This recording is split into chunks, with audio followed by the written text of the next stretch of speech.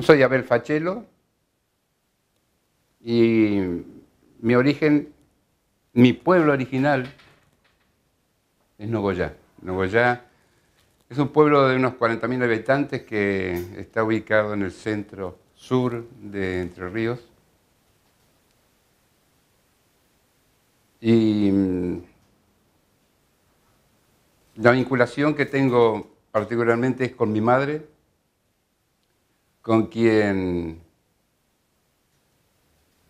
llevamos toda una historia, en principio, que fue ir al primer desarraigo. A los 8 años nos llegamos a Buenos Aires con esta maestra que, con inquietudes artísticas, que escribía, que colaboraba en el Diario del Pueblo, que integraba el grupo de teatro de la ciudad, donde me acostumbré a estar en los ensayos de teatro, donde me acostumbré a estar en forma libre en el cine, porque tenía como un pase libre. Y el primer encuentro manifiesto de un gran cambio fue esta llegada a Buenos Aires, donde la espectacularidad del cambio fue muy sentida para mí y fue de una gran sensibilidad, me sensibilizó de alguna manera, porque me encontré con aquella Avenida de Mayo de los españoles, esa copia, pretendida copia de escala a la Gran Vía, donde había espectáculos permanentes de todo tipo, donde me encontraba en la cola de Radio El Mundo viendo las orquestas o los programas de Sandrini en persona, donde iba al Parque Retiro, parque de diversiones, todo este tema, este gran cambio que de alguna manera fue como divertido y afortunado, me encontré.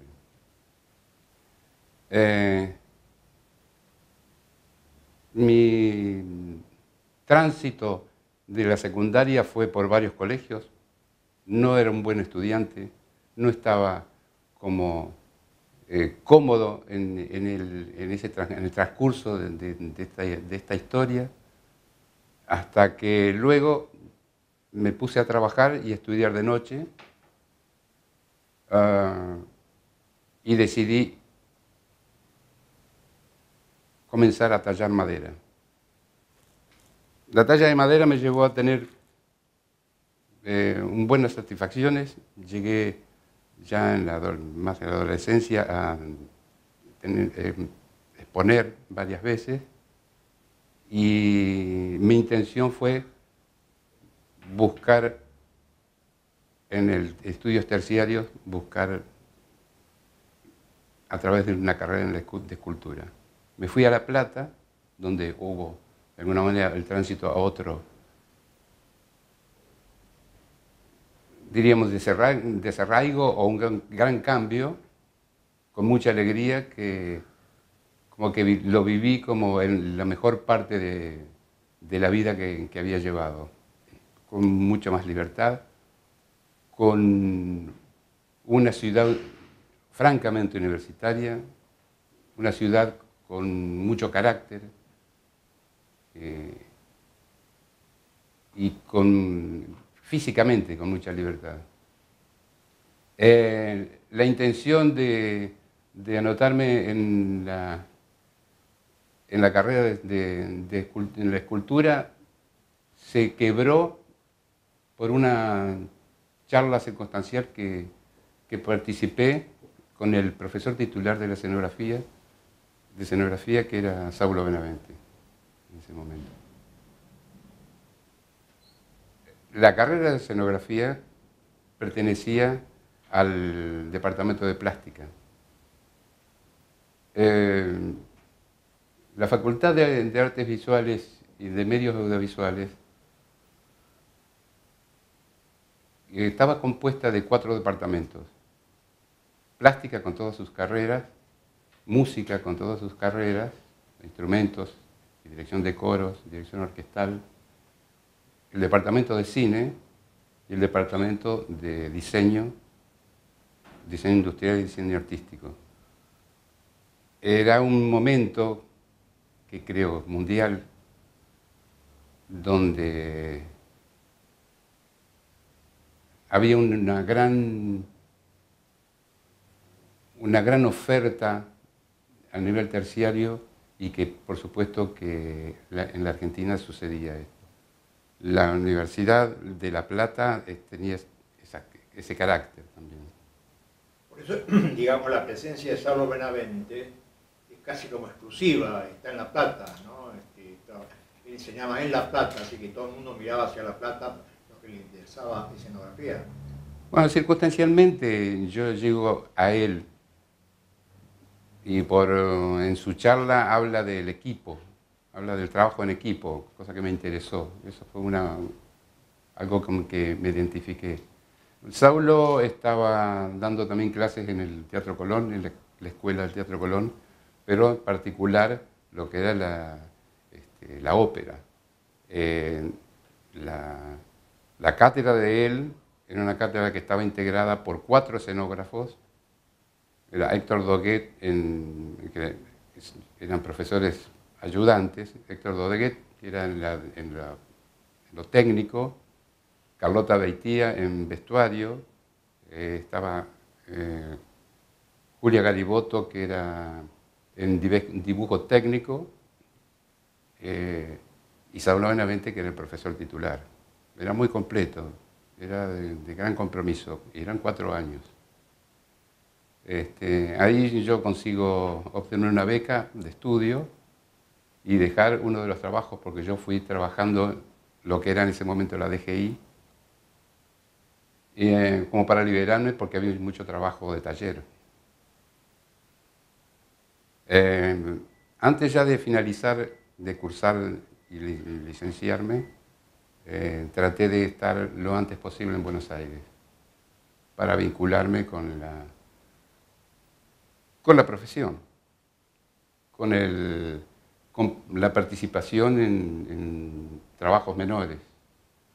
Uno de los profesores me vinculó con el Teatro Colonial, donde yo comencé a trabajar en lo técnico para otros escenógrafos, y luego ya conseguí tener ofrecer mis propios proyectos para distintos directores. En el transcurso de reencontrarme con Buenos Aires, donde también trabajé un poco en diseño textil, en diseño gráfico.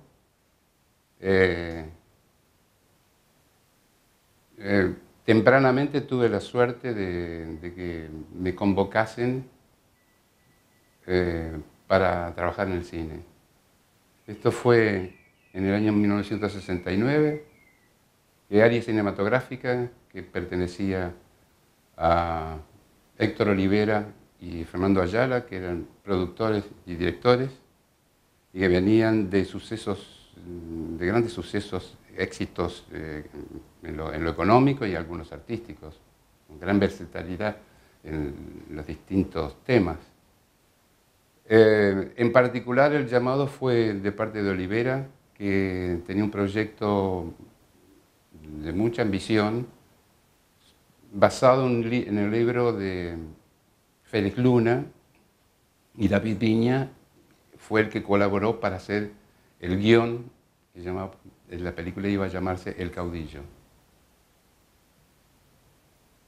Esta película, este proyecto lo trabajamos, comenzamos a trabajarlo, y un día antes de comenzar el rodaje, el ejército decide retirar el apoyo, y esto fue crucial porque toda la logística estaba basada un poco en este apoyo por la caballada, porque esto iba a rodarse en La Rioja, y por los soldados, por los conscriptos, con que se contaba la producción como para un trabajo, porque por supuesto que todo esto estaban relacionados con los caudillos, y en particular de Chacho Peñalosa y Felipe Varela.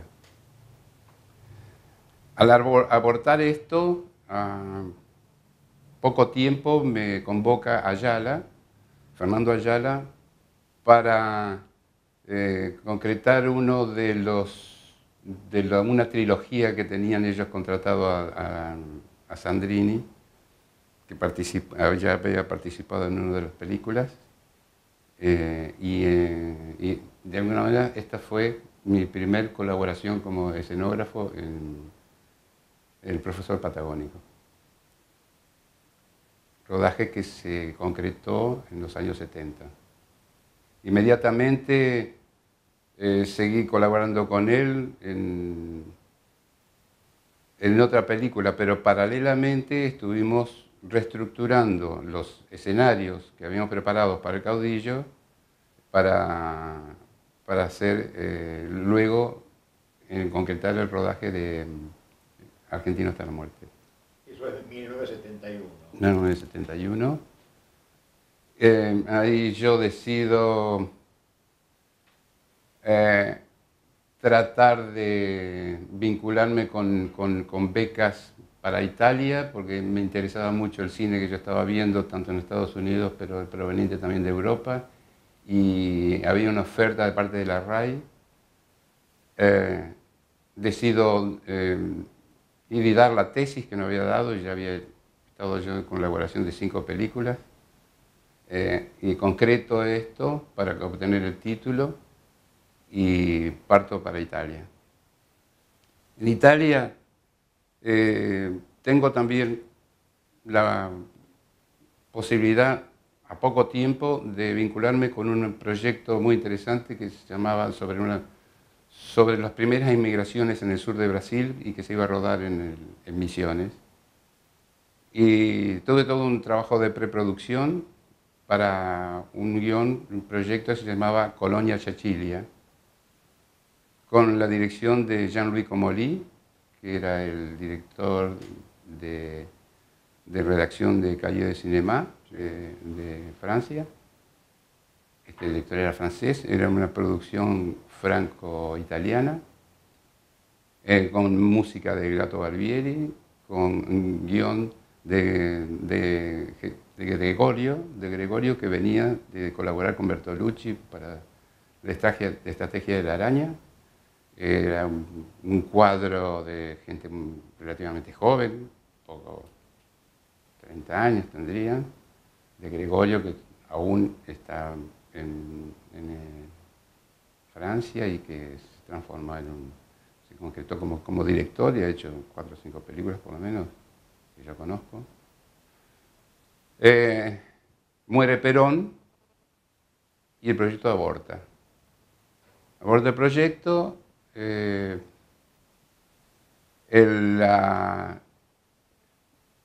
Yo recibo confirmación de la beca que en un momento me había propuesto hacer en la RAI, y aborta también este proyecto por el próximo nacimiento de mi hijo, y vuelvo a Buenos Aires, donde me integro otra vez a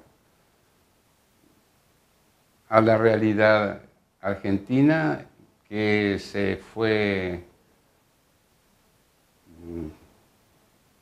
desarrollando no para bien, porque ocurre el golpe militar, y esto me lleva a tener una lectura distinta profesional. Conformo una pequeña empresa que se llamaba Solución, porque visualicé de que había una necesidad de un tipo de empresas que se encarguen de la realización de objetos especiales para filmación, y en la vía que busqué, y me encuentro con ofertas en las productoras de publicidad, que era lo que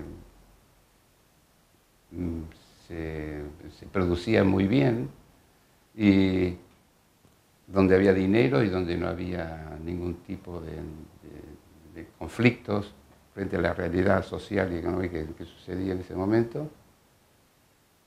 Y esto me posibilitó comenzar a vincularme con el cine de publicidad. Cine de publicidad que tiene características distintas y propias, con producciones interesantes, con ideas que provienen de los directores creativos de las agencias, donde las productoras son contratadas por las agencias de publicidad.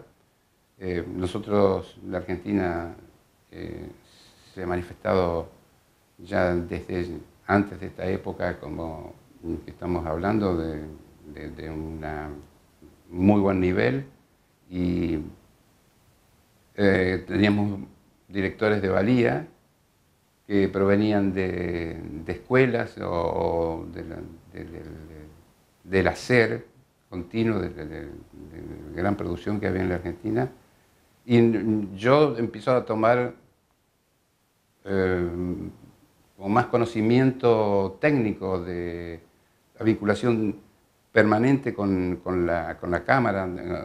Como uno conoce mucho más de ópticas y de materiales, el trabajo continuo, uno obtiene conocimientos de materiales y de colaboradores, de realizadores, y se hace más dinámico el progreso, económicamente muy favorable, y me da la posibilidad de conocer muchos directores luego. En principio comienzo con Puenzo, con un contrato por 2 años, y luego también me abro del compromiso y comienzo a trabajar con otros directores. Y llego en los 30 años, llego a 500 producciones. Yo tengo registrado en 1973 Los Siete Locos con Torre Nilsson, y el otro día hablábamos del cambio que había con respecto al plató, digamos, totalmente escenográfico, a salir a la calle, ¿no? Sí, esa vinculación que tuve antes de irme a Italia fue provechosa, fue muy importante para mí. En principio porque la vinculación con estos dos directores, que en ese momento estaban como en los primeros términos de consideración, Fernando Ayala, al integrar la empresa, estar como al frente de una empresa como área cinematográfica, tenían un concepto de producción americano. Tenían contratados los estudios, los últimos estudios que quedaban. La Argentina había tenido 20 estudios de cine. En este momento, cuando yo me integro a la industria, existían 3, y uno era Lumiton, que estaba contratado por áreas cinematográficas por año, a los 2 estudios que tenían, los 2 sets grandes de filmación. Y con un concepto de resolver la producción en plató, donde este concepto se basa en el control de la producción, un concepto bien americano, y de resolver todo lo posible en galería, como se enunciaba. Con Nilsson sucedía algo similar, que es un concepto que generalmente domina en el cine, pero en ese momento lo que se sucedía era contratar una gran casa y resolver en la misma locación distintos ámbitos que por ahí figuraban de que no pertenecían al ámbito que daban como referencia. Pero el concepto era el mismo en cuanto a producción. La vinculación con estos dos directores a mí me proveyó también las primeras enseñanzas y el verificar el gran cambio que hay entre la escenografía cinematográfica y la escenografía teatral, donde yo había de alguna manera ensayado mis primeros pasos, y mi formación básicamente fue teatral. Este nuevo aprendizaje fue posible además por una muy buena formación que tuvimos en la universidad. De la misma manera que la vinculación con el cine de publicidad también fue provechoso, ya que el cine de publicidad es desdramatizado y es exitista, con referencias que difieren al cine de ficción y de la dramática, ¿no? Que es la base de las referencias primeras que uno tiene, que es el guión, ¿no? Viendo tus películas, me llama la atención esto del trabajo de los 7 locos, porque el plató es más fácil de manejar, es decir, vos, en cambio, la realidad te impone algo, ¿no? Es decir, vos en la realidad intervenís, pero la realidad tiene su primacía. En el plató todo se hace conforme a lo que dice el escenógrafo o lo que pide el director. Porque se ve, por ejemplo, así que las cosas, el manejo del color diferente si fuera real, ¿no? ¿Es verdad esto que digo o no? Las diferencias son, o sea, es mucho más fácil de manejar el plató porque uno expone ahí, así se cierta, expone lo que uno quiere. Lo único que tiene que estar basado en la producción, o sea, cuánto es el presupuesto que uno puede tener. Pero hay como circunstancias que puede ser más factible, que te facilite una locación elegida, por ahí tenemos que transformarla en menos tiempo. No hay una diferencia, no podés hacer un reconocimiento de una diferencia u otra, a no ser de que tengamos que comparar cosas que son, no sé, paralelas. Es muy relativo. Llegar a esta palabra relativo es muy fácil. Estuviste presente en esa diferencia, dejar el plató para trabajar en la realidad o la realidad, digamos, ya construida, la ciudad misma, y fue un cambio importante, ¿no?, en el concepto del cine argentino. Yo lo que encontré cuando comencé es que había mucha influencia del cine de autor europeo, que aquel cine de influencia del cine americano, de las grandes figuras y que estaban basadas en las divas de la época, ya no había sucedido, porque eso estaba basado por los grandes estudios, que copiaban los estudios americanos. En cambio, ahora era la influencia europea y particularmente la gente iba y estudiaba en Francia. Y era más la influencia de salir a la calle a filmar con las cámaras ligeras que se habían obtenido de posguerra. Era más el neorrealismo lo que hacía. El escenógrafo no tenía mucha importancia, se filmaba sobre lo que existía. Muchas veces era el director de fotografía el que elegía los ámbitos. Para mí yo creo que nuestra generación, que salimos de niveles terciarios, de habernos preparados para actuar como escenógrafos, era otro tipo de gente, aunque había grandes profesionales como Saulo Benavente, como Dawi, Banarelli, Helpi, que tenían gran experiencia y eran muy buenos profesionales. Nosotros, particularmente a mí me interesaba más la vinculación con el director y cuestionar y hablar del guión. No era solamente, no entendía bien esto de preparar fondos y entregar decorados, que es lo que pretendía la producción. La producción lo que me solicitaba era que estén todos los decorados para la preproducción y si no podía estar en el estudio en el momento del rodaje y esté preparando otro decorado, para ellos era suficiente. El hecho de que el escenógrafo estuviese en el estudio y estuviese en el rodaje y estuviese detrás de la cámara no era considerado necesario. Esto, con el transcurso del tiempo, pudimos participar de esta manera, que es algo que con el tiempo y otras experiencias que hubo,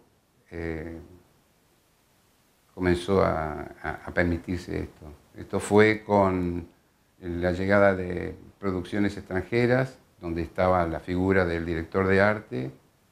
Esto era porque los mismos directores de la publicidad que comienzan a emerger y participar con proyectos y se concretan películas de largometraje, proyectos para hacer películas de largometraje, donde el director de arte era común en las películas de publicidad. Y porque estos escenógrafos de mi generación venían con una formación distinta. No sé por dónde podemos seguir. Bueno, ¿por qué no empezamos por las películas en sí? Sí. Por las películas en sí. Esta vinculación con el cine de publicidad me vinculo también, por supuesto, con los directores de publicidad que hacen sus largometrajes. Y la otra experiencia fue con la gente los directores que hacían con el cine de ficción y documentales. O sea, los documentales ficción fue otra experiencia valedera, y donde este concepto del director de arte participaba. ¿Qué sucede? Que el documentalista está muy apegado y dependiendo de la realidad, y donde lo vincula con ficción, entra en un conflicto en el que mi participación la sentí necesaria y la sentí fructífera. En particular, la experiencia fue citable, puede ser. Sí.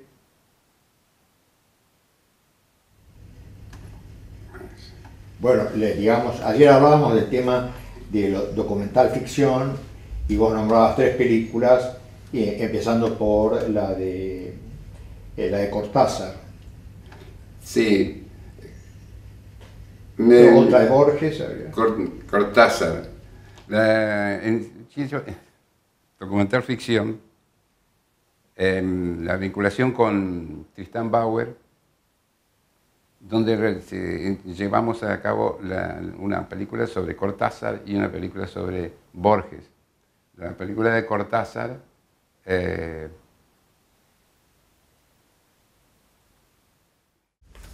Graba.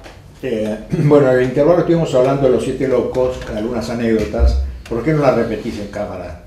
Ah, sí, fue interesante. Para la producción hicimos una selección particularmente para la película, se eligió una casa que estaba instalada en el Tigre, que eran de las viejas casas de la época de la fiebre amarilla, aquellas casas que de las mejores familias se instalaron en el Tigre. Esta, en particular, de la familia Guerrico, está ubicada a 3 cuadras del puente frente a la estación. Imagínense la escala que tenía la casa, que era palacete. Y ahí el concepto de producción era resolver todos los decorados dentro de los espacios que ofrecía la casa. Tanto lo que lo que sucedía en Buenos Aires como lo que sucedía también en Rosario, que era el Hotel X, que estaba citado ahí. Y de alguna manera fue resuelto todo.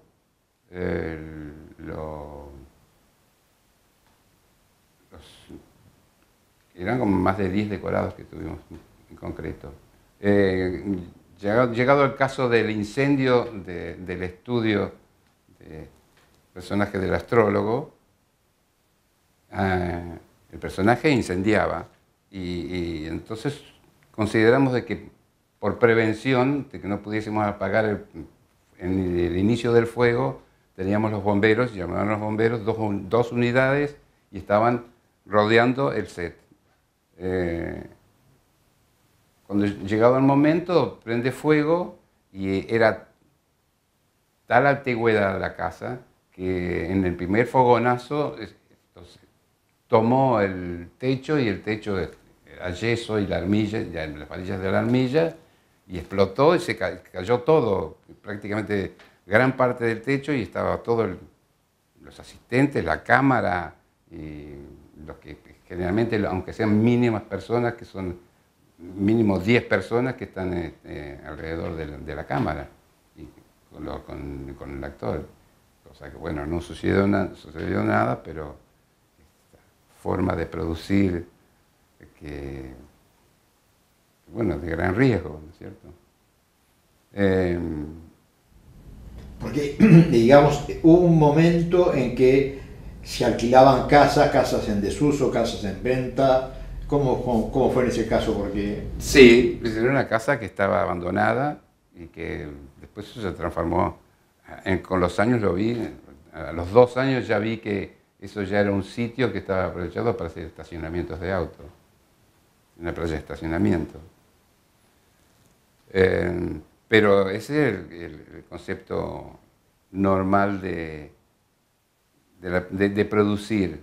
¿Qué sucedieron con los grandes estudios que quedaban? Como San Miguel, después se transformó en un depósito de Highland Walker, o de San Miguel fue de los pantalones Levi's, que es los que se desarrolló luego un centro comercial en Munro. Fue a partir de que en Lumiton dejó de ser un estudio de filmación. Ahora, ¿cómo fue tu relación con Torre Nilsson? Porque ya es históricamente un director reconocido, así que lo que cuentes va a valer. Bueno, fue circunstancial. Él trabajaba con otros profesionales, y esto sucede que en la vinculación yo era un joven escenógrafo con quien él no estaba acostumbrado a tener mucha vinculación. Yo la vinculación la tenía con el asistente de dirección y con Beatriz Guido, que era de su confianza. Íbamos a ver utilería al principio, pero yo me resguardaba a tener una selección propia en la misma utilería, y que hacemos un resguardo de plan A y plan B, porque fue como una relación tentativa. Nilsson era un hombre muy callado, muy cauto.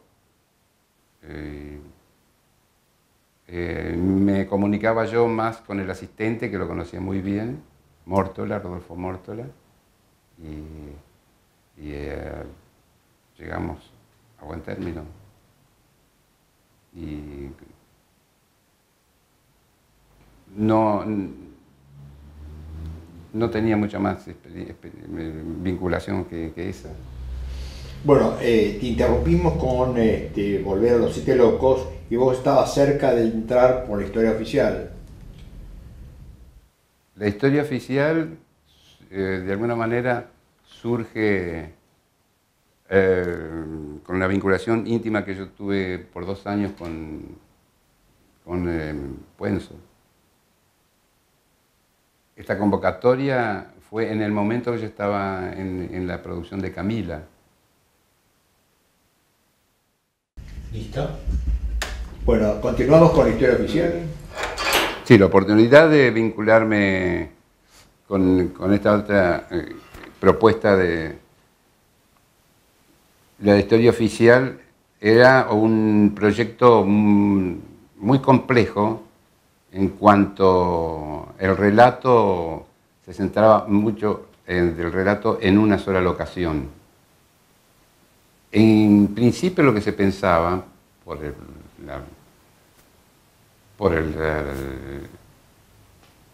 los personajes, el ámbito para los protagonistas, era un dúplex, un departamento dúplex muy apropiado para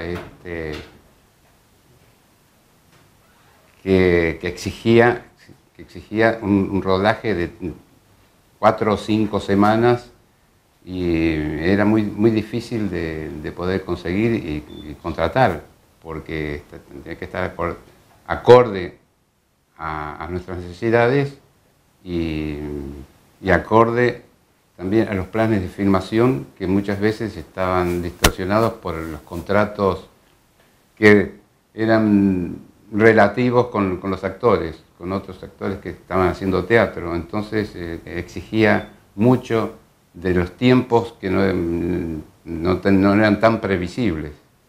Esto llega a un momento, después de 3 semanas de preproducción, a resolver hacerlo en la casa de Puenzo, la misma casa donde vivía con su familia en San Isidro. Esto me lleva a resolver de inmediato otro concepto, que es lo que yo propuse, y es que todas las direcciones de intención era de que era la idea inicial, de que se hiciese en una casa como la que tenía Puenzo. Algo así como lo que decía Picasso, de que los errores hay que ponerlos a favor. Y nos fuimos con un camión de mudanza y sacamos gran parte de sus muebles, que tenía un dominante que no era acorde al planteo que tenía el director de fotografía, con quien hicimos todo un trabajo, elaboramos el tipo de clave tonal que se iba a utilizar. Y empezamos a tapizar con telas las paredes o con bastidores en otros, resolverlos con bastidores en otros lugares. Y hacer una biblioteca que era inexistente y a incorporar una mesa de billar que sí había y adaptarlo a la película que nosotros teníamos en mente. Un edificio que todavía existe, que antes lo llamamos el Rulero, que es un edificio, un cilindro que está en Libertador y 9 de Julio, ahí había unas oficinas que nosotros necesitamos para que era donde jugaba todo el protagonista, que venía. Y era como había una exposición de muebles que eran modulares, y Puenzo, el tipo de planos que tenía que hacer con la puesta que necesitaba, íbamos modificando todo lo existente. Fue un gran trabajo de gran exigencia. El director Puenzo venía a hacer su primer largometraje, este era el segundo, él había hecho Las luces de mis zapatos, y este era su película de gran exigencia, y los tiempos, tenemos que estar todos acordes a los tiempos de él. Era un tipo muy especial, que en su casa ensayaba a la mañana hasta el mediodía, con todo el equipo esperando dar inicio al rodaje. Y cuando terminamos a la noche, los planes de filmación se modificaban y era muy difícil conformar que al otro día tenemos que estar preparando ciertos decorados en la misma casa otras situaciones. ¿Por qué se daba este asunto digamos, de cambio? Porque por una autoexigencia que tenía Puenzo. Él ensayaba, cosa que no sucede normalmente, tanto ensayo, tantos tiempos de ensayo para iniciar el rodaje. Ensayaba con los actores las secuencias que iban a jugar y que se habían decidido el día anterior a la noche. Entonces, tanto para la producción como para la dirección, para sus asistentes, teníamos que... La prevención era en esas horas y se iban modificando los planes. Es decir, que no fue un guión muy estricto desde el principio, sino no había guión. No es que se modificaban los guiones, sino que se modificaban los planes de filmación. Los planes y los tiempos, porque como no se podía cumplir con los planes del día anterior, los tiempos ganaban y se cumplía la mitad del plan.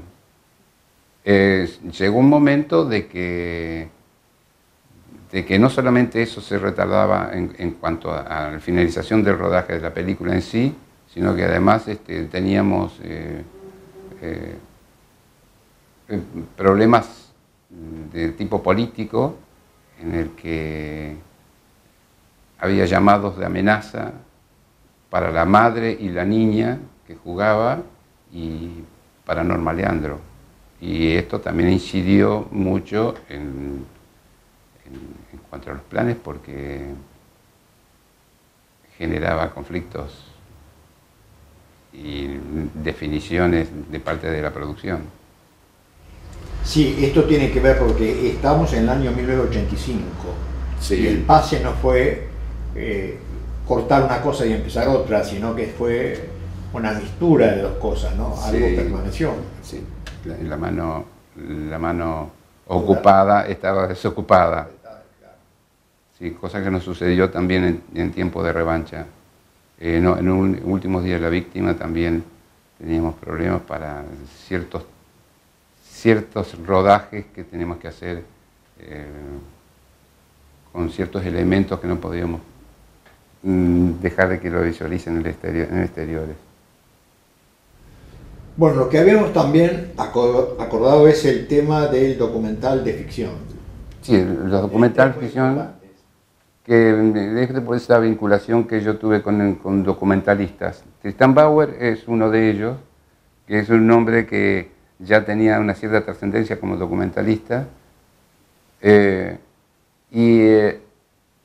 con él me pongo en contacto y me convoca para hacer 2 películas. Estaba haciendo de la literatura, estaba tomando personajes, y uno de ellos fue Cortázar y el otro fue muy interesante, fue sobre los libros de la noche de Borges, que luego hizo un largometraje con esto.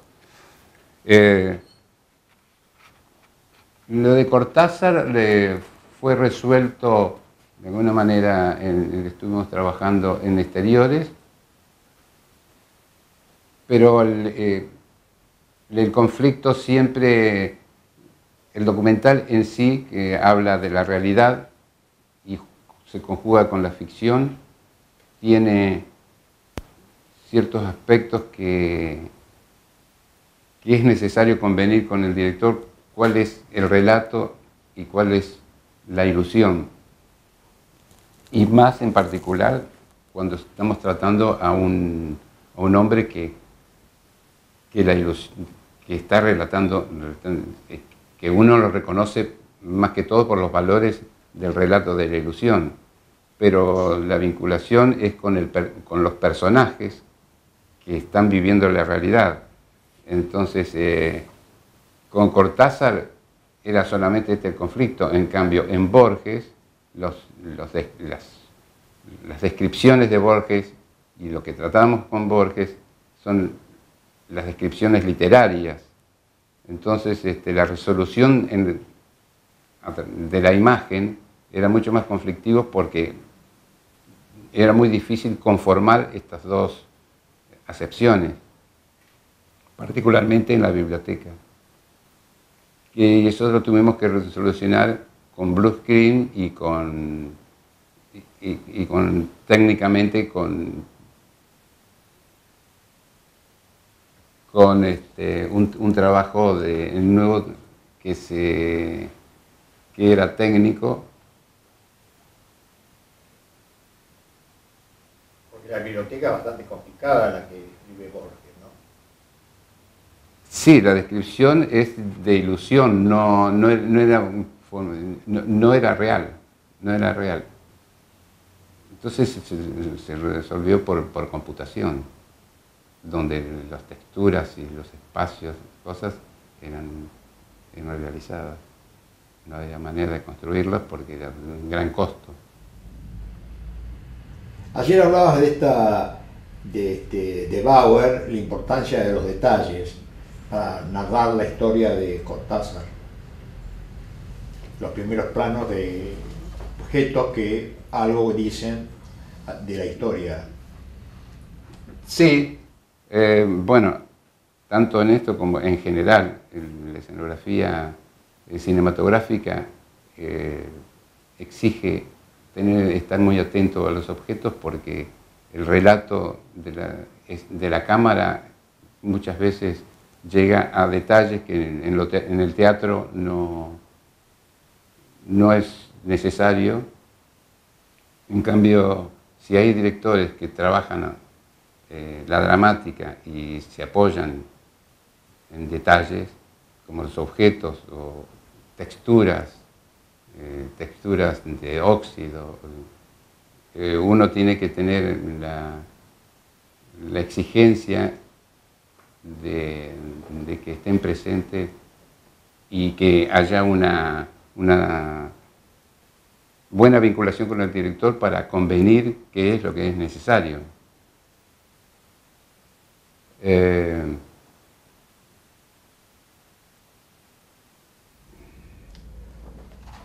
¿Por qué no hablamos de la tercera que falta, que es Eva Perón, quien quiere oír que oiga? Con Evita, quien quiere oír que oiga, es una historia interesante. Un productor consigue comprar todo el material de sucesos argentinos. En este paquete consigue tener mucho material con referente a Evita. Pero el material, cuando se lo dan la propuesta es, lo llaman a Miñona para hacer una película sobre Evita. Y cuando se revisa el material que había era solamente sobre su muerte o sobre una visita que hace a Franco a España, y muy poco menos. Entonces Miñona empieza a escribir un guión donde se basa un viaje, estructurado en un viaje. Este viaje es desde su infancia, comienza en su infancia y su pueblo, hasta la decisión de ella de ir a Buenos Aires. Y la estructura luego se da en el viaje en tren hacia Buenos Aires. Y ahí termina la historia.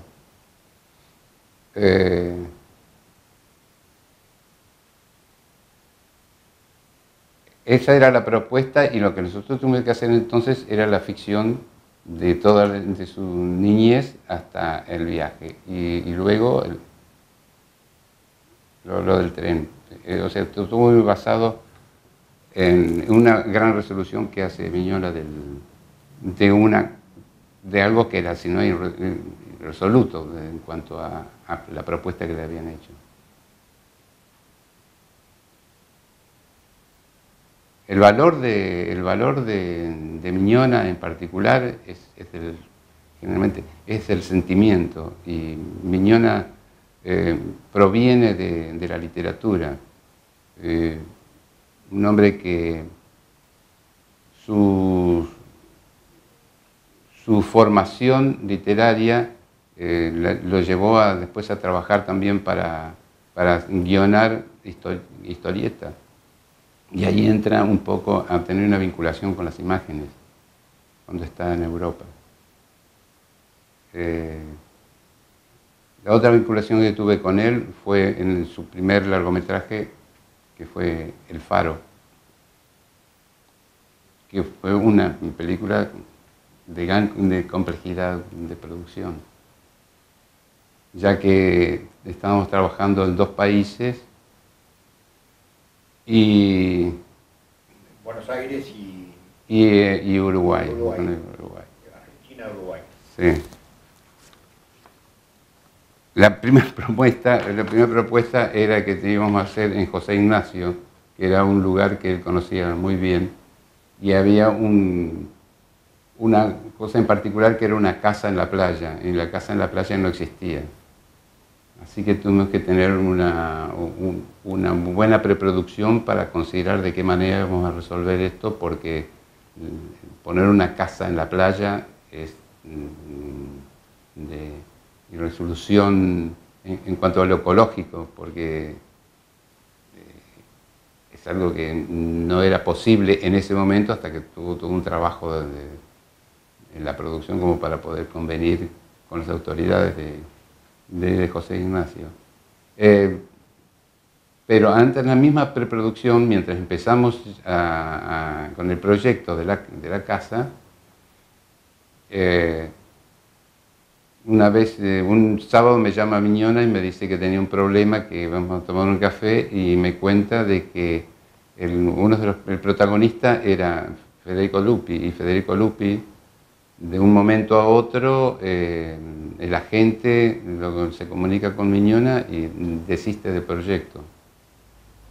Y entonces ese personaje que iba a jugar y que era importante, no lo tiene, y la producción parece que le ofrecen a Ricardo Darín. Y Ricardo Darín, para reemplazar, tuvo que modificar el guión, porque estaba caracterizado desde otro lugar, y los ámbitos que teníamos preparando para el personaje que iba a ser Lupi ya no era el mismo, sino que era este otro hombre. Y lo llevó a él a modificar el guión.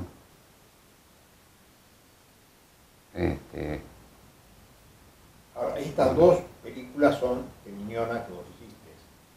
Y estas son las dos Con películas. Miñona. Y también el vestuario lo hizo Beatriz de Benedetto. Y el vestuario yo con Beatriz de Benedetto, con quien yo ya estaba acostumbrado a trabajar en varias películas, y con quien armamos un muy buen equipo. Conjugado y acostumbrado a convenir algo que ya actuaba yo como director de arte. La dirección de arte, como se entiende, es el compromiso que uno tiene de estar vinculados directamente con los distintos aspectos de la imagen, y particularmente los personajes. Pero los personajes lo trabaja el vestuarista con el maquillaje y el peinado. Y bueno, fue una buena y una nueva experiencia con este equipo. Bueno, ahora íbamos a hablar sobre tu trabajo con Adolfo Aristarain. Con Adolfo Aristarain, que fue inmediato, fue muy interesante encontrarme con este hombre, con este director de una muy buena formación cinematográfica. Él venía de ser de asistente de dirección en producciones americanas, en España, donde había vivido un buen tiempo, y después de ser un buen asistente y continuista en particular acá en la Argentina. Su primera película es una pequeña producción, un policía que había hecho, y después Aries Cinematográfica los había contratado para hacer unas películas comerciales de la Playa del Amor y la Discoteca del Amor, y hacía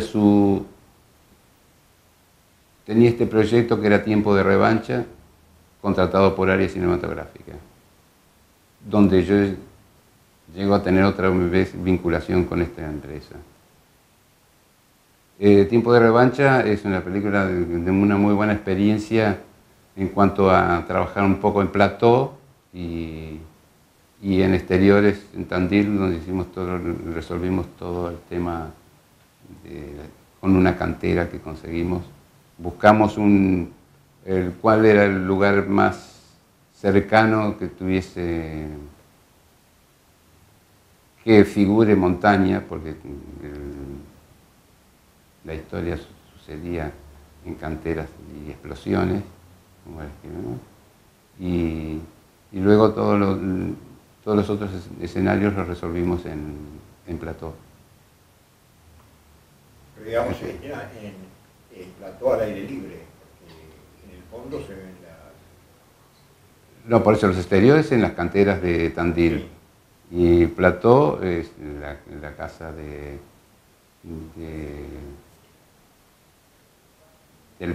padre y otras habitaciones que eran de cuando ellos nos encontramos cuando tenían obreros. Inmediatamente de esta película, ya de esta película fui convocado para hacer Últimos días de la víctima. Era un policial que se desarrollaba en general, se desarrollaba en distintos lugares de Buenos Aires, pero con una particularidad, que teníamos que conseguir el enfrentamiento de dos decorados. El decorado de un personaje, Culpe, y tiene que estar enfrentado a una terraza de una pensión. Entonces tuvimos que, esta búsqueda fue bastante infructuosa hasta que conseguimos inventar prácticamente en una casilla de madera que estaba instalada en una terraza, porque habitaciones que las aberturas se enfrentasen, no había manera de resolverlo. Y esa fue la solución.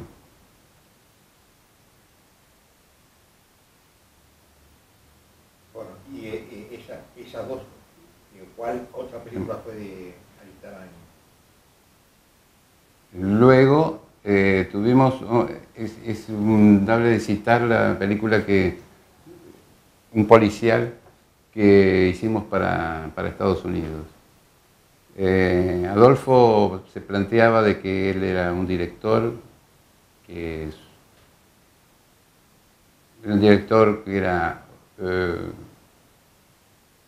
aceptaba propuestas de trabajos en encargo y tenía un agente en Estados Unidos que lo representaba y lo llaman para hacer una película en Estados Unidos. Él se presenta y ofrece resolver este guión en hacerlo en Argentina como si fuese Estados Unidos. Entonces tuvimos que ir a Estados Unidos a ver tomar referencias fotográficas, ir al estudio para la Columbia, hacer selección de utilería que acá no hubiese y se mandaba por barco. Y particularmente las locaciones, buscar locaciones que sean similares al relevamiento que nosotros hacíamos de documentación de lo que era necesario, de los ámbitos que sucedía en la historia. Y fuimos particularmente a California, que era donde fue mío, donde podemos encontrar un tipo de característica similar a lo que podríamos encontrar acá. que es el tipo de arquitectura española que se encuentra en California. Entonces luego vinimos acá y empezamos a hacer selección de los distintos ámbitos que eran considerados, que consideramos que podían vincularse a lo que nosotros habíamos visto allá. Y fue un tour de force muy grande porque era de gran exigencia, había decorados que teníamos que partirlo en 4. Por ahí en un hospital de acá, tenemos que resolver una clínica de California y las características que era que la playa de estacionamiento era de un hospital que todavía no estaba habilitado acá y que la piscina de rehabilitación la tuvimos que resolver en el San Juan Tennis Club y el cine, el exterior del cine lo tuvimos que resolver en un supermercado que nos entregaban a las 8 de la noche y a las 6 de la mañana, después de haberlo transformado y rodado, tenemos que entregarlo como nos entregaban nosotros al principio. Y tenía 3 o 4 grupos de construcción para armado y desarme, para ir entregando lo que entregar los ámbitos que me daban, los lugares tenía que después entregarlo como me lo daban, después de la transformación. Y así es como se me agarra un ataque del corazón a mi escenógrafo y a mi ambientadora. Me abandona porque físicamente no soportaban el trabajo exigente que tenía la producción. Pero bueno, estuvimos luego en Los Ángeles en la postproducción y tuvimos un buen acuerdo y una aceptación de parte de los directivos de que habíamos cumplido con lo exigido. Pero a Aristarén lo llamaron para modificar un final y Aristarén no quiso tomar la película. Él tenía derechos para exhibición y no quiso exhibirla acá en la Argentina. Así se terminó la maravillosa experiencia. Pero sé que ustedes querían hacer un arreglo, ¿no? Sí, en un momento, con el éxito que él mismo tuvo acá y en Estados Unidos con Un lugar en el mundo, llegamos 2 o 3 amigos a juntar un dinero virtualmente en principio, y se lo ofrecimos como para reestrenar la película y tomar un poco el éxito que tenía en este momento el nombre de él como director. Y bueno, hablando ahora que he citado Un lugar en el mundo, es la película que vino como propuesta y es la película donde Aristarén comienza ya a contar a vincularse íntimamente con su cine y a contar un poco su propia historia. Es mucho más personal el cine que tiene de aquí en más. Con esa película que es una gran experiencia, con gran mística y que tuvo frutos de excelencia. Esa película empezamos la preproducción, que fue una propuesta de trabajar en cooperativa. Fue la única vez que yo trabajé en cooperativa. Y nos fuimos a hacer la preproducción a San Luis con una tarjeta de crédito que tenía una jefa de producción. Hicimos la primera preproducción hasta que cumplió una oferta que hubo de parte del gobierno de San Luis de apoyarnos en el proyecto, y en que nos proveyó de hotelería y movilidad.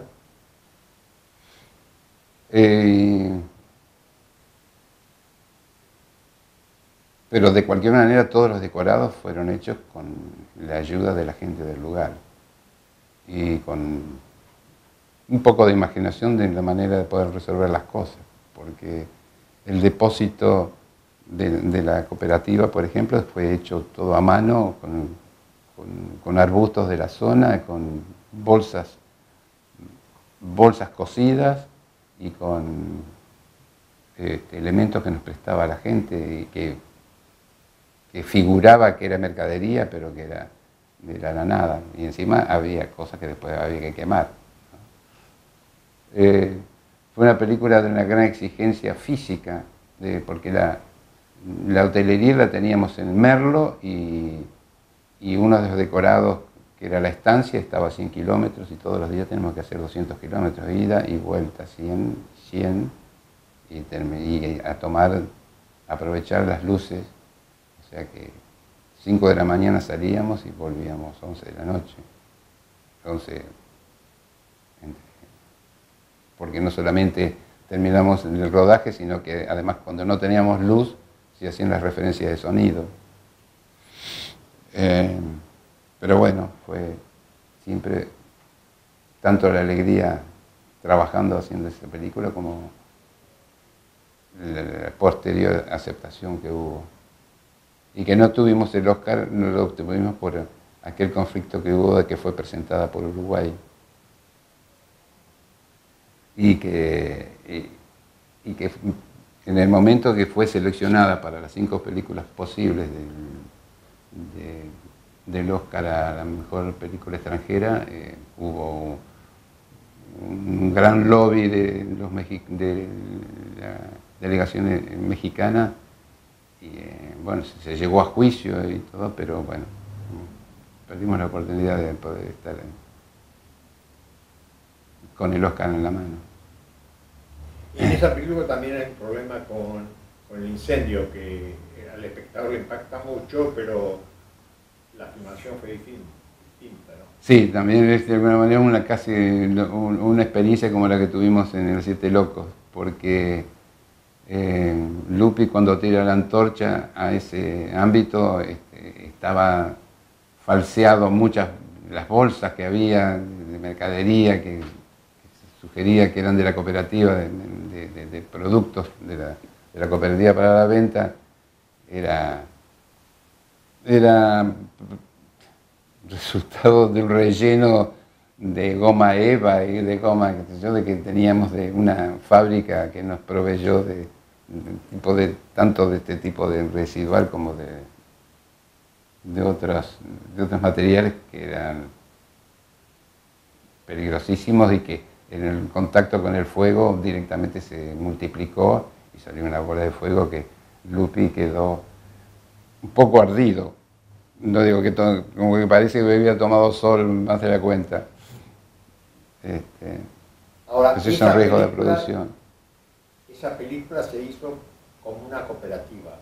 Eso sí es una cooperativa. Es una cooperativa y todo el mundo cobró luego porque fue de un gran éxito comercial y por supuesto. Y primero que cobraron fueron los actores, porque los actores también estaban en cooperativa. Que siempre en un presupuesto de cine bajo la línea, como se dice, bajo la línea están los actores y los grandes compromisos. Y arriba de la línea es donde está el equipo y los pagos inmediatos, pero sobre la línea, particularmente la dirección de arte es la que tiene el mayor compromiso. El mayor presupuesto siempre lo tiene la escenografía. Y eso es uno de los conflictos permanentes que tiene la producción y el escenógrafo, de poder acordar algo de que no se sabe qué es las necesidades, porque el presupuesto se hace antes de que se comience a seleccionar los lugares. Entonces, cuando se llegan a terminar de elegir los lugares, es cuando estamos muy cerca ya de empezar el rodaje. Entonces ahí es donde realmente se sabe cuáles son las necesidades y cuál es el gasto posible.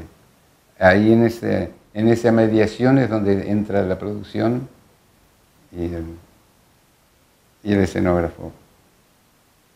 Bueno, vos tenés 3 películas con Jubiela. Sí, no, quiero dejar de alguna manera desarrollar, no quiero dejar de desarrollar las otras experiencias que fue con este hombre que es Aristarain, porque luego las experiencias siguen en España.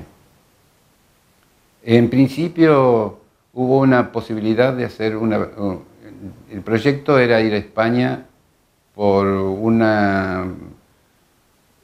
otra producción que era La Bandera, que es un remake de una película que se había hecho en los años 30 con Jean Gabin, una película muy romántica y muy compleja que se desarrolla en Barcelona, Madrid y en uno de los fuertes donde estaban los asentamientos de la Legión extranjera.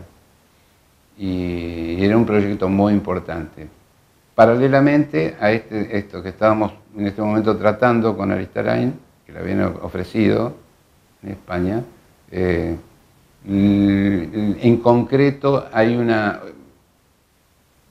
un guión que ya estaba aprobado de presupuesto y que se llamaba La Ley de la Frontera. Algo que sucedía en los años 30 y que era una película de gran movimiento de caballada y de vehículos y nos vamos para allá a hacer esa película porque pensábamos que era factible de resolver en términos que nos proponían mientras se resolvía el proyecto de La Bandera. Una de las primeras conflictos que tuvimos y unas realidades negativas era de que había una gran sequía, así que los ríos que jugaban no tenían agua. Y en la película sucedía en la frontera de Portugal y España, en particular de Galicia. Y justamente el malentendido que había en la ley de la frontera, los sucesos eran en esa frontera. Y el planteo de producción era llevar todo lo posible a cerca de Madrid, por el tema de hotelería y el transporte de caballada y en general de la utilería. Pero no había manera de llevar a Madrid y tuvimos que salir al ruedo y resolver las cosas en el mismo lugar. Y si surgían necesidades, resolverlas en el lugar. ¿Qué es lo que sucedía? Que había muchísima lluvia y mucha agua, pero que venía de otro lado, venía de arriba, y particularmente cuando estábamos en un país extranjero.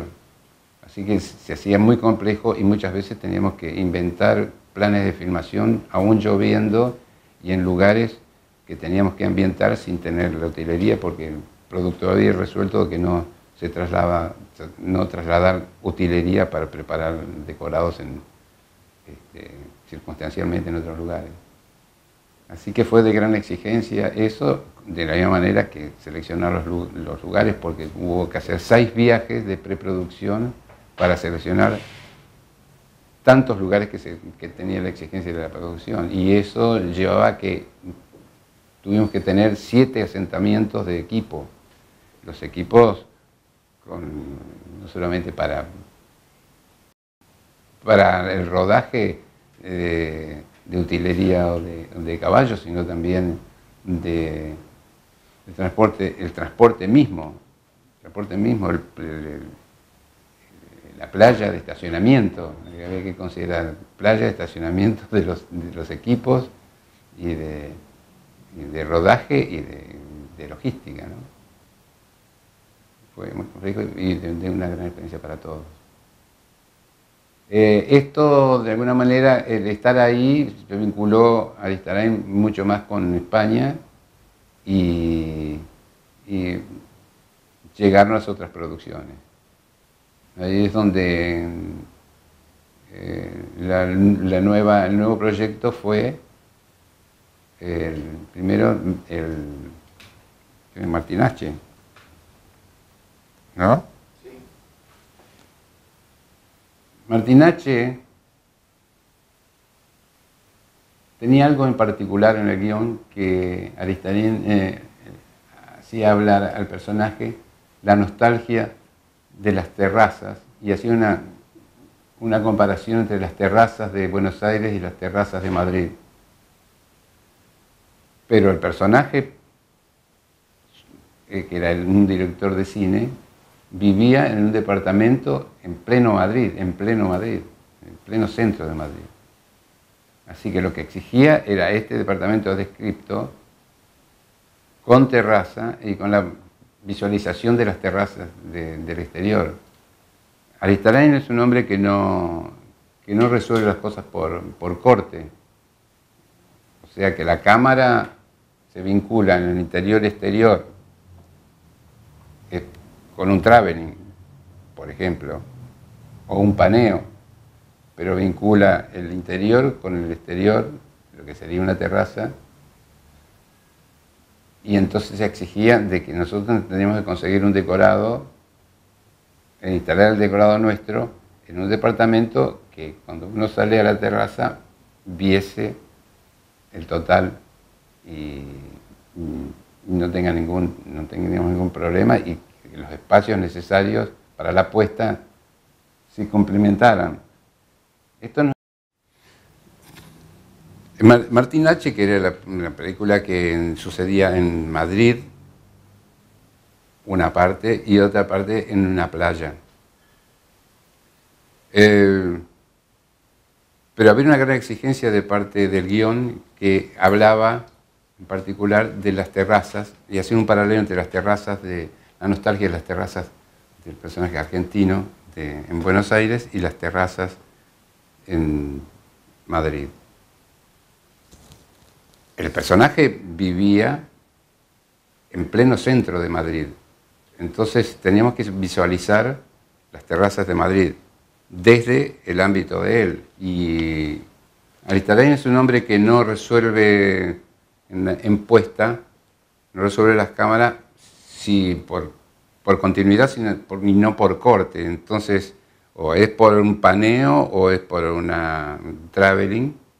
Entonces teníamos que efectivamente tener esa terraza del departamento y que se visualice bien las terrazas de Madrid y no un edificio delante nuestro, X.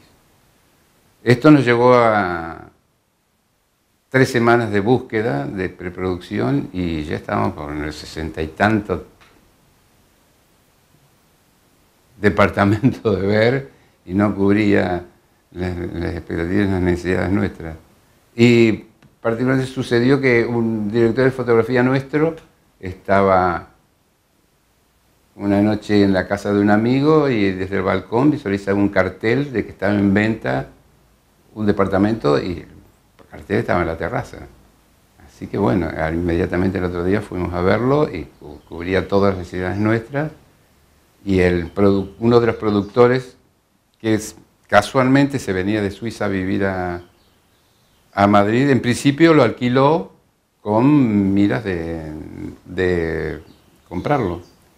Así que no solamente eso, sino que además me proveyó de dinero para comprar, me facilitó parte del presupuesto personal al presupuesto de mi área para comprar ciertos muebles en vez de alquilarlos.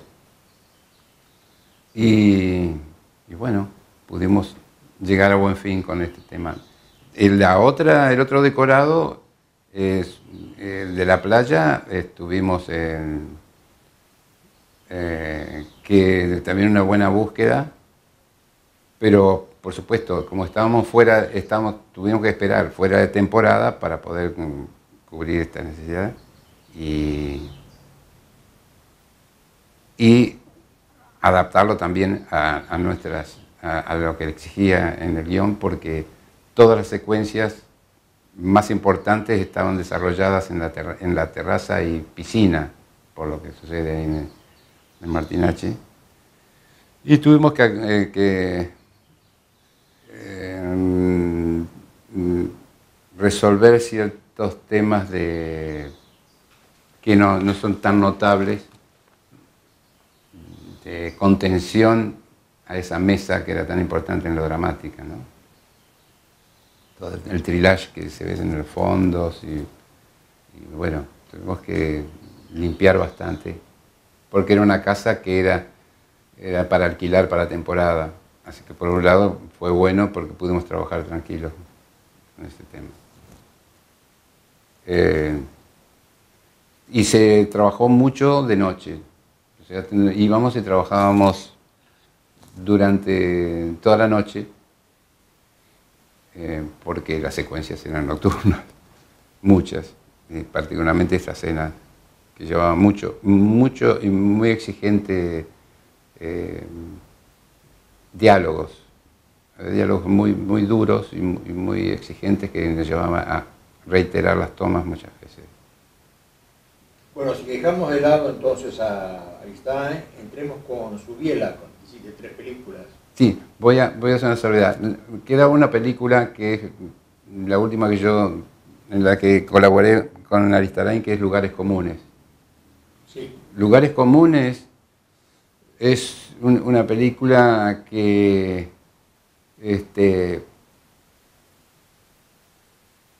el departamento ya de por sí de ellos tuvimos que resolverlo todo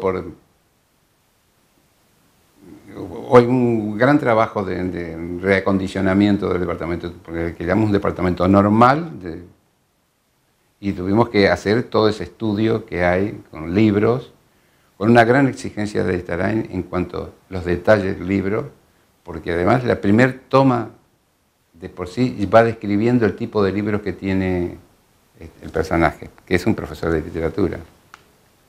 Así que este departamento, prácticamente todo el decorado que se visualiza, todos los decorados que se visualizan ahí, que es el living, el comedor, el estudio, la habitación de ellos, todo es reacondicionado. Y hacerlo en tiempo propio de un alquiler, porque la gente vive en ese lugar, a quienes alquilamos vivía en ese lugar. Así que toda la biblioteca se hizo especialmente y se instaló ahí. Todo esto conlleva que los muebles existentes que uno desafecta y trae los suyos, lo otro hay que guardarlos en el mismo lugar. Así que donde también hay maquillaje, donde hay vestuario, donde la gente trabaja como en un set y tiene que estar resuelto en el mismo departamento, que no tenía más de cuatro ambientes. El colegio mismo, donde él actúa como profesor, que es el Bernasconi, no había una sala, no había una sala. Era la sala de música donde nosotros entramos. ¿Qué tiene la característica de la sala de música para resolverlo como un aula clásica? Que la sala de música tiene los practicables y tiene los escalines y tiene cosas que para el coro, así que tuve que sacar todo, modificar todas las aberturas, resolverlas y conseguir pupitres propios de la escuela que nosotros queríamos contar, no de pupitres y de equipamiento americano, que sucede en algunos lados, sino buscar lo clásico y además que estén de acuerdo a la arquitectura de lo que es el Bernasconi. Pero ¿qué nos quedaba? Nos quedaba aquella solución que buscaba de su vida, que era cuando lo jubilaban, ¿dónde iba? Entonces, aquella casa que lo buscamos por Córdoba y por San Luis, habíamos conseguido una, porque tenía que tener una plantación que tenía que existir en la misma casa. Entonces, en principio, hacían la producción para los perfumes. Encontramos una casa que tenía la plantación y con gran alegría nos volvemos a Buenos Aires. Cuando llegamos a Buenos Aires supimos que la dueña de la casa había desistido, había llamado por teléfono de que no quería saber nada con nosotros porque Aristarain habló con periodistas y no habló de ella. Habló de la casa, que habíamos conseguido una casa acorde a las necesidades nuestras, pero no había hablado de ella. Así que nos cerró las puertas y tuvimos que salir inmediatamente. No sé si llegamos bien, el lunes salimos de nuevo, todos, producción, porque ya no teníamos más tiempo, a buscar otra casa. Y encontré una casa magnífica, una casa que estaba en alquiler, que era bastante desolada, un poquito abandonada, pero ahí tuvimos que hacer todo y hacer la plantación, falsear una plantación que, bueno, nos llevó que conseguir arar tierra y después aplicarla y sembrar todas las plantas, pero arar, ya solamente arar la tierra, que nunca había sido arada, tenía que tener... Uno aprende de todo, porque uno dice, bueno, se busca un arado o se busca algo más moderno, pero estamos en un lugar donde ir a buscar algo es de una exigencia de producción de que no teníamos ese presupuesto porque no estaba previsto. Y bueno, se llevó a cabo. Esto como la huerta, porque también había una huerta, y la huerta también la tuvimos que inventar, ¿no? De prepararla y traer una persona que sepa hacer de huerta y con presupuestos no previstos para nada. ¿Qué sucede? La semana y tanto de rodaje, a Lupi pisa una piedra, las tantas que hay en Córdoba, es una pequeña piedra y se corta el tendón de Aquiles. Y eso, en principio, y con la alegría de que la primer visualización y diagnóstico del médico nos da algo reservado, por supuesto que deja de trabajar por 15 días. Le mandamos a hacer una bota especial y paralelamente les exigió modificar todos los planes de filmación permanentemente, porque no estaba previsto de actores que venían de Buenos Aires, si podíamos traerlos o no. Entonces, todos los días había un reemplazo de algo que estaba previsto el día anterior. Y con exigencias de que cada planos que teníamos que hacer en ciertos lugares de exterior, teníamos que estar como apantallando con vegetación ciertas tomas, y el apantallar era un trabajo de nosotros porque es tal la exigencia de tiempos que nos llevaba a un trabajo físico muy grande. Pero bueno, fue solucionado finalmente. Por supuesto que lo llevamos Rengo a Madrid y todas las secuencias de Madrid, que fueron 2 semanas de rodaje, Lupi la soportó con la exigencia siempre de Aristarain de que si la toma no servía, tenía que hacerla de nuevo. Y así fue como terminamos con Lugares Comunes. Y ahora estamos, me parece que con Subiela he tenido también una larga experiencia y es dable considerarlo. Particularmente es otro hombre que viene de la publicidad, de aquello que enuncié como el director inserto ya en el largometraje, y la primera experiencia que tuve con él fue su primer película, que fue La Conquista del Paraíso, una película interesante de guión, pero que... ¿Es a vender? Interesante de guión, y que sucedía todo en Misiones, con viajes en el río, con la selva y en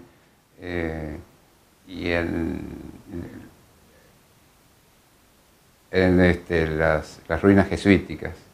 Entonces, en principio nos fuimos al Soberbio, que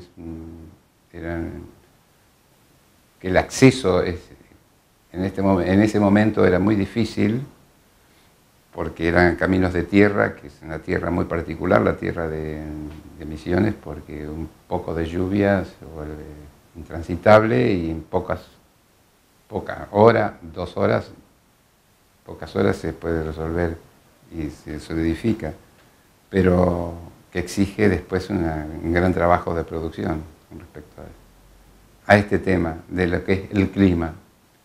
Por otro lado, el asentamiento estaba dividido por el río Uruguay porque no teníamos hotelería suficiente, así que estábamos de un lado y del otro, como más o menos con el problema de la ley de la frontera. Nunca sabíamos si estamos del lado de Brasil o si estamos del lado de la Argentina.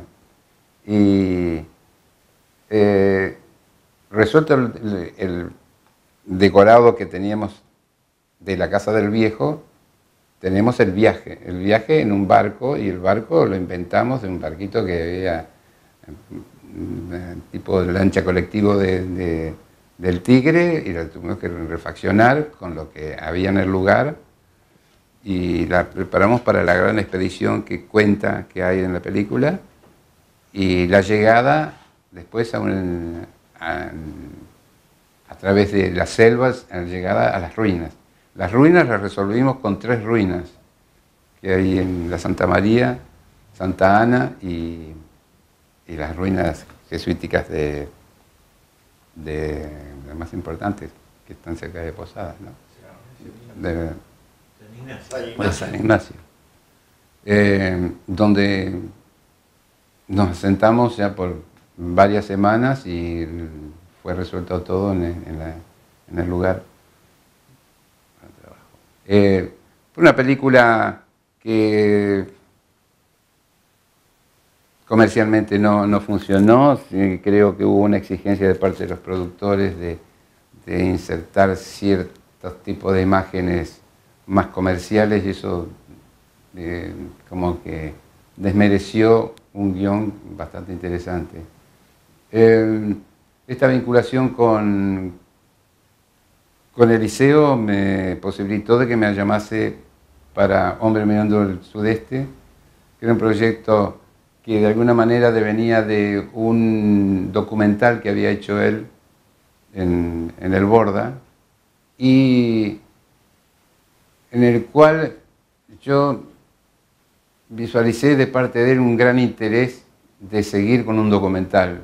Y lo que yo le propuse es, por el tipo de historia que estábamos contando, de que se neutralice toda referencia de lo que es la realidad en lo que es el manicomio. Todo lo dramático que uno ve, no solamente los olores, los ruidos de roturas que cotidianamente suceden. O sea, la violencia está permanentemente en todos los sonidos, en todos los sentidos. Es neutralizar y ordenar y que orgánicamente tenga otra lectura el ámbito, porque era mucho más importante lo que sucedía y lo que se decía. Y fue muy interesante lo que obtuvimos. Y por supuesto que con un guión muy fuerte y de gran resultado. Vos ahí el otro día me contabas que hay ciertas tomas en donde vos sacás ciertos elementos para que no aparezca el Borda, es decir, que no has limpiado ciertas situaciones para que no parezca un lugar abandonado, sino que parezca un lugar habitable. Totalmente, pero por eso que los dormitorios buscábamos que sea todo neutralizar y que esté todo ordenado, de que si no conseguíamos unas colchas, íbamos y buscábamos unas colchas que sean similares y que no nos distraiga una descripción de una realidad que es realmente irritable, que irrita y que distrae, que entra otro cuento en la visualización. Lo que estamos contando, esto con imágenes, es el otro discurso, la ilusión, lo que hablamos, la parte no oscura de una realidad. Ahora, esa visión surrealista se da también en las últimas imágenes del naufragio. Sí, bueno, las últimas imágenes del naufragio había un reto considerable que es la búsqueda y el enunciado en el guión de una casa que era una casa que inserta en el campo y era con una referencia que tenía una arquitectura propia de la ciudad, ¿cierto? Y con cierta época además, porque tampoco era un chalecito lo que me estaban planteando, sino una casa urbana de barrio en el medio del campo. Entonces me comprometí yo mismo con esto, en la producción me proveyó de un auto y yo hice un recorrido costero desde Campana hasta el sur, después pasé para el sur y me fui hasta La Plata. En el tránsito de esta búsqueda, a la vuelta de La Plata, pasé circunstancialmente tenía que ir igual, pero pasé un poco más retirado que la costa, y a la altura de Quilmes encontré algo encontré esta casa que la realidad era porque había una historia, por supuesto, de que por ahí se había proyectado la autopista existente ahora y que en ese momento se había dejado el proyecto y pasaría por ahí, así que limpiaron y quedó esta casa increíble, a la que después tuvimos que trabajarla igual, porque la pobre mujer que estaba viviendo ahí tenía un jardincito y árboles frutales que volaron. Tuvimos que trasladárselos a otro lugar, ¿no? Y acondicionar lo que no era una terraza, pero era donde iba a instalar el ultraliviano que tenía el personaje, y detrás hacer esta galería que era como una parra, que fue interesante. Fue interesante de que en la misma soledad y donde estaba el lugar, en el campo, había una parte que había un depósito de reciclaje, de bolsas y de cosas, y por supuesto el residual de ese trabajo, ese depósito, con el tiempo iban saltando por ahí bolsitas de nylon, que quedan demandados, estas bolsitas de nylon, ¿verdad? Y que volaban, y permanentemente había bolsitas, miles y miles, como si al principio decíamos que parecían como patos, cosas que se movían, y después vimos que el viento las llevaba, y todo era muy surrealista lo que sucedía ahí. Hasta que por ahí venían gente del lugar y andaba con unos tachitos, unas latitas, y sucedía que pasaba un caño principal de La Plata a Dock Sud, no sé si era nafta pero gasolina, era gasoil, creo que era gasoil, y era gente que hacía agujeros y habían roto parte del caño principal y por ahí iban y se proveían de gasoil. Entramos en otra realidad increíble. Bueno, de este tipo de historias en general, cuando uno se asienta en lugares, empiezan a aparecer. Claro, decir que la realidad es surreal, ¿no? Lo supera. Cuando hacíamos la primera película de Subiela, estamos en la parte de la hotelería esta, que era una nada, los delitos de viajante en el suburbio, cuando estábamos haciendo La Conquista del Paraíso, y había gente que decía exactamente parte del diálogo de un personaje, exactamente igual. Y pasaba una mujer, que era prostituta, y la prostituta tenía, por supuesto, esta prostituta, la gorda, sí, no era la prostituta de su biela que había escrito, pero se llamaba de la misma manera. Te digo, no sé si era Eneida, pero era de este tipo de nombres, ¿no? ¿Te encontrás? Si de alguna manera tiene una cierta vinculación de verosimilitud de lo que está contando, encontrás o el hecho o el objeto o la gente que tiene una referencia, y por ahí es lo mismo, ¿no? Claro, el asunto está en la mirada, ¿no? El asunto está en la mirada. Por supuesto. Sí. Bueno, ¿por qué no hablas en general sobre qué piensas vos de la escenografía cinematográfica? Bueno, la escenografía cinematográfica, por un lado, en algún momento en la charla hicimos algo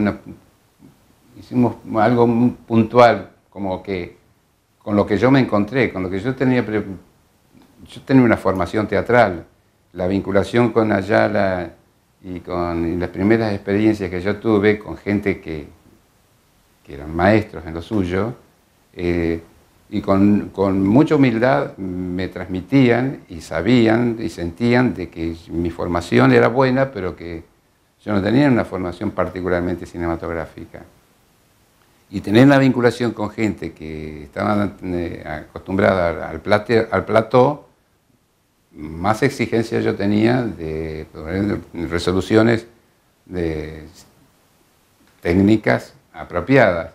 Pero yo tenía al lado realizadores, como que se dice que son los capataces de construcción, de muy buena factura, de muy buena experiencia, y que eran hombres muy formados y grandes, con ayudantes, que los ayudantes también eran los que yo tenía expectativa de pasar a ser realizadores. Era gente de gran formación y que estaban, por supuesto, estos productores que me habían contratado a mí, que yo tenía 25 años y tenía, 7 obras de teatro donde había colaborado, pero con una buena formación sí. Y esto es como un reconocimiento a ellos, de la misma manera que el reconocimiento mío, en especial en este momento, es a los obreros y a mis ayudantes, que imposible poder conformar un trabajo si no tengo un equipo acorde a mis necesidades, no a exigencias, a mis necesidades solamente. Por supuesto que yo soy muy exigente, fui muy exigente y el rigor lo transmití, pero si no hubiera, imposible poder haber conformado los trabajos. Esto de que yo tuviese esta gente a mi lado, gente de experiencia que había trabajado, por ahí tuve una polémica con uno de los realizadores y me dijo, bueno, pero a mí Nilsson me felicitó en la película San Martín. Le digo, bueno, sí, bueno, yo también tuve un 4 una vez y alguna vez tuve un 8, ¿no? Pero después llegamos a buen término, porque, por supuesto, no solamente por el respeto que le tenía, sino de que es muy importante la relación con la gente. Si ya de por sí la relación con los objetos son difíciles, con la gente y con gente que uno depende, hay que ser lo mejor político posible para que las cosas lleguen a un feliz término. Yo con la producción he tenido más problemas porque, bueno, había formas y trabajos, formas de coincidir, y ahí eran formas de trabajo que había cuando yo llegué al mundo del cine. Pero es muy dificultoso porque esto mismo que en un momento anuncié, que el presupuesto del área es el que gravita y el que exige mucho al presupuesto total sobre la línea, y esto es un tema que lleva a una negociación permanente del principio al fin de un trabajo, a estar vinculado con la producción, cosa que cuando se empezó a trabajar más a la americana, más con las referencias y las producciones que venían de afuera, donde el director de arte, ya constituido como director de arte, que tiene su escenógrafo, tiene su ambientador, hace un presupuesto previo al que se lo aprueban. Antes uno trabajaba con un presupuesto que hacía la producción. Entonces uno estaba constreñido a aquel viejo concepto que hay en general en este país, que se hace para preventivos un 40%, pero ese preventivo nunca se ve. Uno tiene un presupuesto que es la producción y te dicen, bueno, no está dentro del presupuesto. Entonces, si uno hace el presupuesto y lo acorda con la producción, ya ese presupuesto es acordado desde otro lugar. La escenografía, después cuando uno llega y en lo estético es la mejor escenografía que no se nota. Yo no sé lo que evalúan los críticos, los cronistas, los críticos, porque no se nota, porque si se nota no es un buen trabajo. Yo he tenido aquel dicho, aquello que te dicen, ahora te podés lucir con esto, es que no se tiene que notar, no tiene que ver. Puede ser un buen decorado, una elección de un ámbito, pero la realización de eso, de la transformación de eso, puede ser notable desde otro punto de vista, pero... Ahora, yo creo que, digamos, tus palabras son importantes en la medida en que yo te puedo circunscribir dentro de este tema, ¿no? Digamos, vos empezaste cuando ya se dejaba de lado la escenografía tipo Gori Muñoz, es decir, de estudio. Sí. Y trabajaste hasta la época digital, digamos, ya, no sé si trabajaste en digital o no. Y entonces son como... la de Borges. La de Borges, claro. Pero digamos, en el medio hay una cosa que es lo que llamamos el siglo XX, hacedores del siglo XX, ¿sí? Esa parte que hace una escenografía completamente distinta a la anterior y a la posterior. Claro que es el resultado de ir modificando tanto la relación con el director, con la producción, y hacerle ver de que uno está más atento a lo que está dentro del cuadro, que es el compromiso que uno tiene, y no a los fondos, porque los fondos es del escenógrafo, y uno ya no es el escenógrafo, o es el escenógrafo y es el director de arte, o el compromiso que tiene él es qué es lo que se ve dentro del cuadro, porque ahí es donde está la intención, ahí es la gran diferencia que hay con el otro trabajo, el viejo trabajo que había, que era un compromiso con el productor y con la producción, que entreguen los decorados que nosotros filmamos. No, el director de arte es otra figura la que tiene y el compromiso que tiene. Por eso la vinculación con el director de fotografía es conflictiva, no acá, en el mundo histórico, porque no está determinado dónde empieza y dónde termina el trabajo de uno o de otro. Están vinculados, y lo mejor que puede haber es el acorde, con él y con el muy buen cameraman que haya. Cosa que después hay conflicto, porque acá en particular el director de fotografía hace cámara acá. Si el director no está avisado y no tiene una buena formación, el que está haciendo la puesta es el director de fotografía. Te hace toda la puesta en escena, es donde compromete todo, porque empiezan a mover las cortinas, a abrirse las puertas, a poner objetos para que no se vea las de luz, y el escenógrafo, el director de arte, tiene que estar en el lugar porque te empiezan a mover los muebles. No por mala intención, sino para resolver las cosas desde un solo punto de vista. Y este es un trabajo en equipo, donde cada uno tiene una responsabilidad y es cuestión de atenderla y de dialogar. El buen diálogo hace mejor las cosas, pero es muy difícil. Por otro lado, la vinculación con el director, si los directores no leyeron la historia del arte, no la leyeron viendo, Si no sabe lo que es un realismo, no saben lo que es naturalismo, no saben lo que es romanticismo, ¿cómo vas a conseguir un cuadro romántico? Porque la gente piensa en el beso, piensa en el amor cuando dice romántico.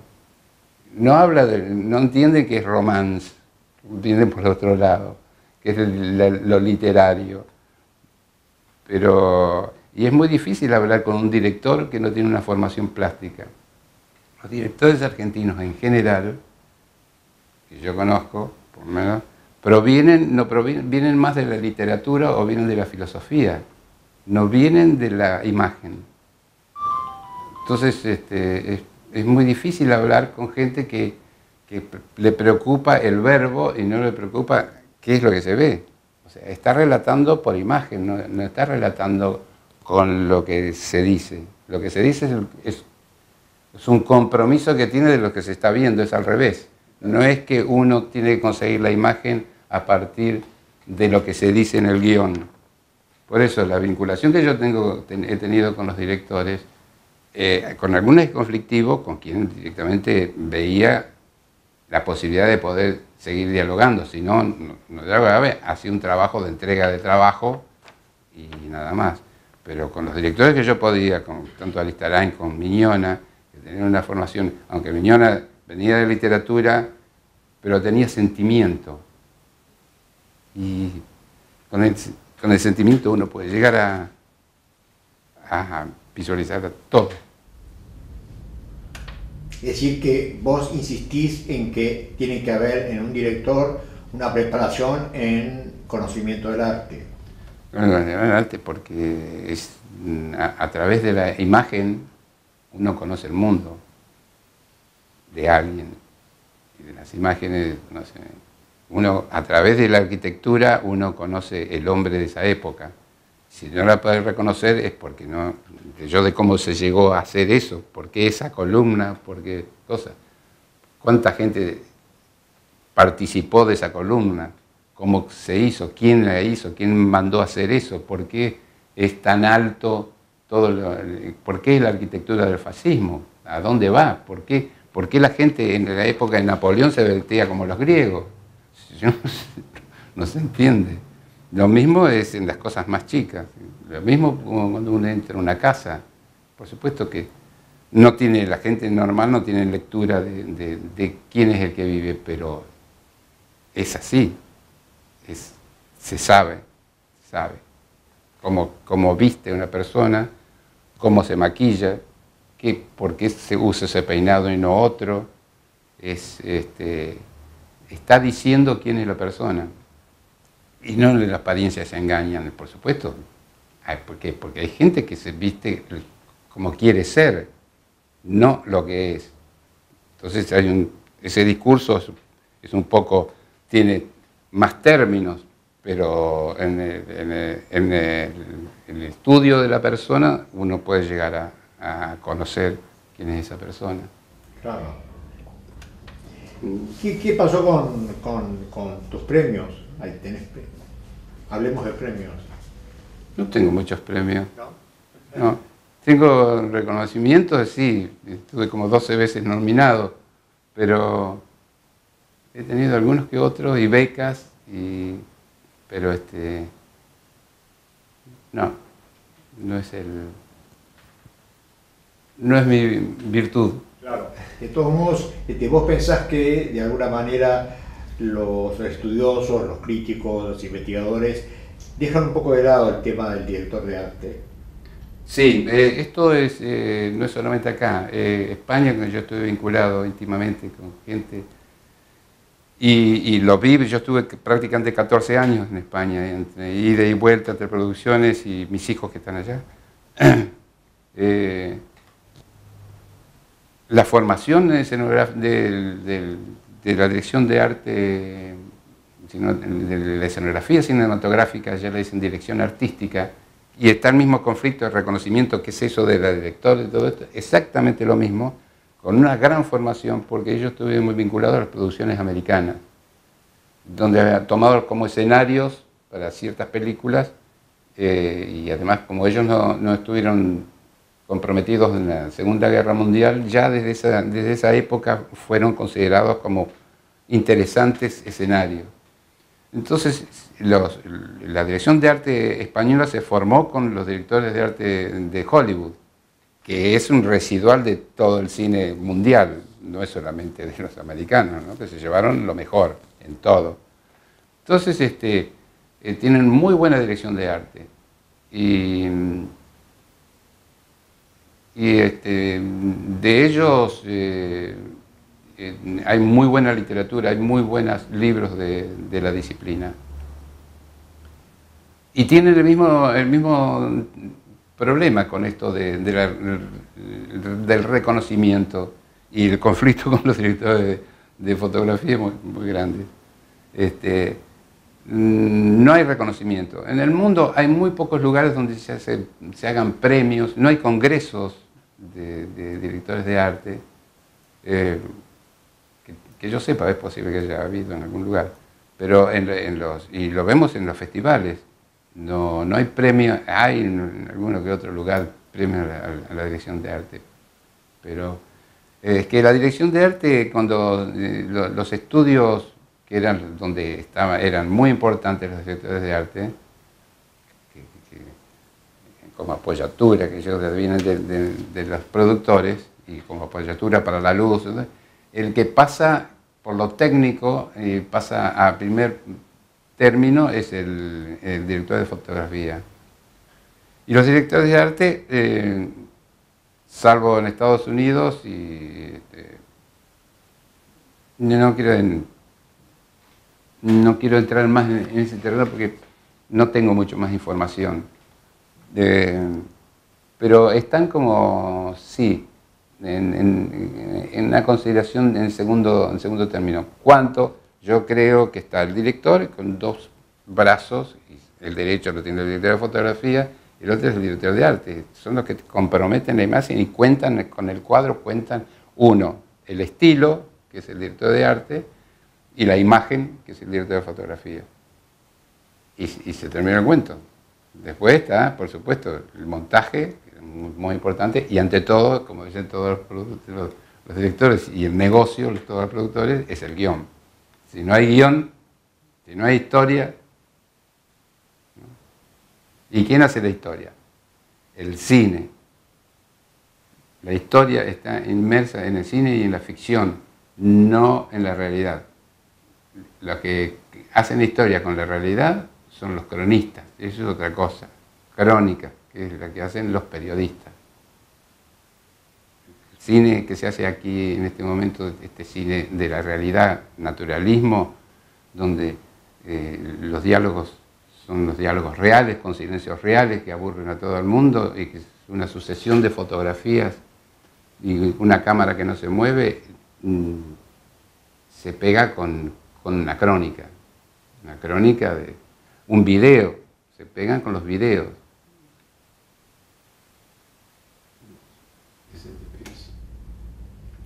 No, es muy importante eso que decís para el cine, ¿no? Claro, es la ilusión, como decía una mujer que estaba escuchando en la radio en España, y que acá también lo mismo. Yo voy al cine a ilusionarme, no voy al cine a ver la realidad la veo en el supermercado todos los días de la mañana.